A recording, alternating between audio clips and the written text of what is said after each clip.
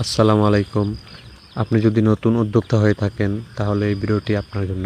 আজকে হাঁস নিয়ে কিছু গুরুত্বপূর্ণ কথা বলবো।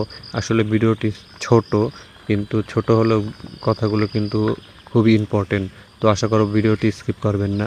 তো আমরা যারা যখন হাঁস আমাদের খামারে নিই, তখন আমরা যে ভুল করি সেটি হচ্ছে আমরা কিন্তু ভালো মানের জাত নির্বাচন করি না। অবশ্যই সেদিকে খেয়াল রাখতে হবে, ভালো জাতের হাঁস সংগ্রহ করতে হবে।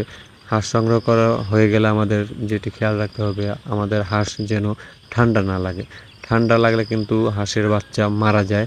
0 থেকে 25 দিন, এটা এই সময়টা হলো খুবই ক্রিটিক্যাল সময় হাঁসের বাচ্চার জন্য। এ সময় কিন্তু হাঁসের বাচ্চাগুলো খুব দ্রুত মারা যায়।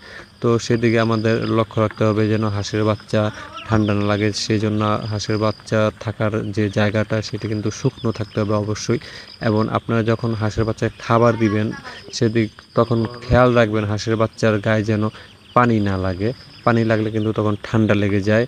তো সেদিকে খেয়াল রাখতে হবে। তখন কিন্তু হাঁসের বাচ্চারা বেশি পরিমাণ পানি পেলে কিন্তু তারা গোসল করতে চায়।